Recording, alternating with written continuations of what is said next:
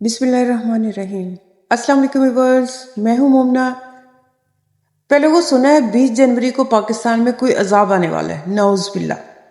ٹک talk دیکھ رہی تھی تو وہاں پر ایک شخص کہہ رہا تھا کہ بہت سارے لوگوں کو خواب آیا ہے کہ 20 جنوری تک پاکستان میں کوئی عذاب آنے والا ہے۔ پھر ایک شخص نے سوال کیا کہ یہ عذاب کیوں آنے والا ہے؟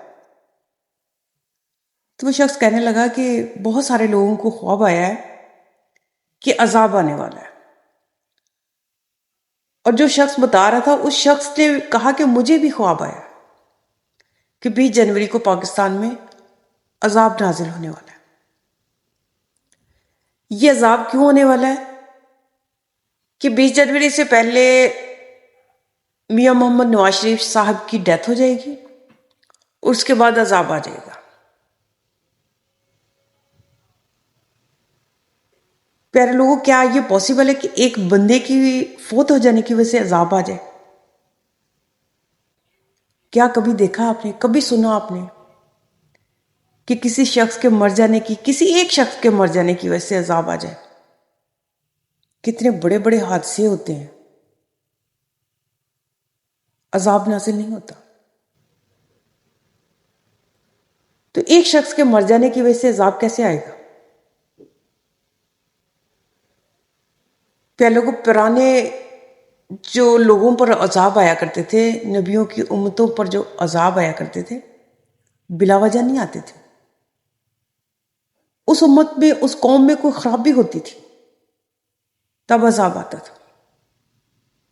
تو ہمارے پیارے نبی حضرت محمد صلی اللہ علیہ وآلہ وسلم کی قوم پر تو ویسے بھی اللہ تعالیٰ کی مہربانی ہے، کیونکہ آپ صلی اللہ علیہ وآلہ وسلم نے دعا فرمائی تھی اپنی قوم کے لیے کہ میری قوم پر عذاب نہیں آئے گا۔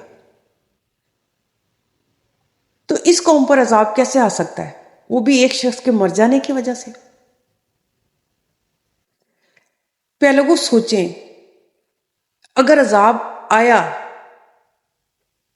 تو وہ اس وجہ سے نہیں آئے گا کہ میاں محمد نواز شریف فوت ہو گئے تو عذاب آ جائے گا۔ ایسا نہیں ہوتا۔ کشمیر پر ہونے والے ظلم کو دیکھ کر آنکھیں بند کر لینے کی وجہ سے آئے گا عذاب۔ ہم کہتے ہیں نا کہ کشمیر ہماری شاہراہ ہے، کشمیر کو بند کر دیا گیا، ظلم کی انتہا کر دی گئی، اور ہم خاموش تماشائی بنے رہے۔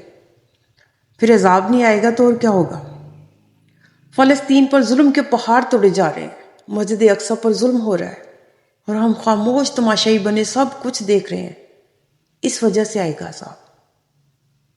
اپنی سڑکوں پر تھوڑا سا احتجاج کر دینے سے یا تقریریں کر دینے سے مسلمان ہونے کا حق ادا نہیں ہوتا۔ یہ وقت نعرہ تکبیر بلند کر کے جہاد میں شامل ہونے کا ہے۔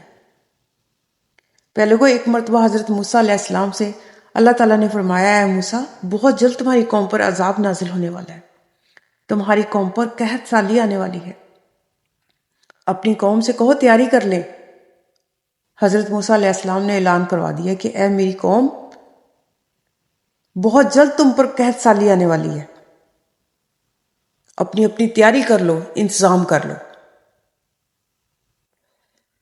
پہلے وہ جانتے ہو حضرت موسیٰ کی قوم نے کیا کیا؟ انہوں نے یہ نہیں کیا کہ ہم اناج جمع کر لیں، ذخیرہ کر لیں، نہیں، انہوں نے اپنے اپنے گھروں کی دیواروں میں سوراخ کر دیے۔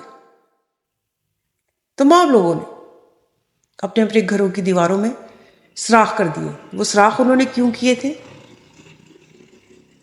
وہ سوراخ انہوں نے اس لیے کیے تھے کہ ہمیں ہمارے ہمسایوں کا حال معلوم ہوتا رہے۔ ہو سکتا ہے جب قحط سالی آئے ہمارے پاس کچھ کھانے کو ہو اور ہمارے ہمسایوں کے پاس نہ ہو، تو ہم ان کی ہیلپ کر سکیں۔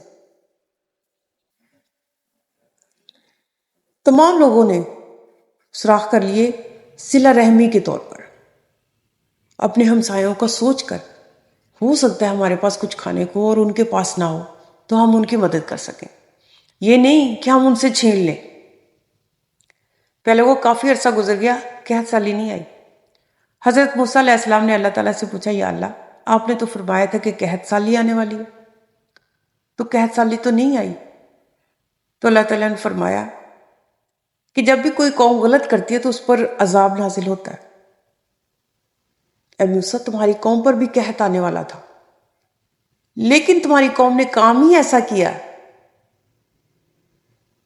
کہ اس پر کوئی عذاب آ ہی نہیں سکتا۔ ان پر میں قحط سالی کیسے نازل کر سکتا ہوں؟ جو پہلے ہی سے اپنے ہمسایوں کا سوچ کر بیٹھ گئے کہ کہیں ان کے لیے پریشانی نہ ہو، انہوں نے گھروں میں سوراخ کر دیے لوگوں کی مدد کرنے کے لیے، اپنے ہمسایوں کی مدد کرنے کے لیے۔ تو ایسی قوم پر عذاب تو نہیں آ سکتا نا۔ تو پیارے لوگوں، ہم لوگ کیا کر رہے ہیں؟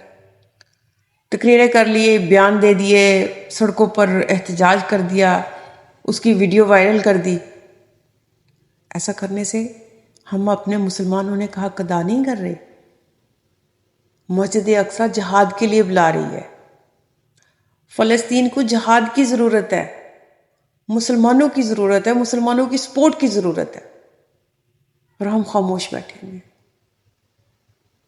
اگر خدا نہ خواستہ عذاب آیا تو اس وجہ سے آئے گا،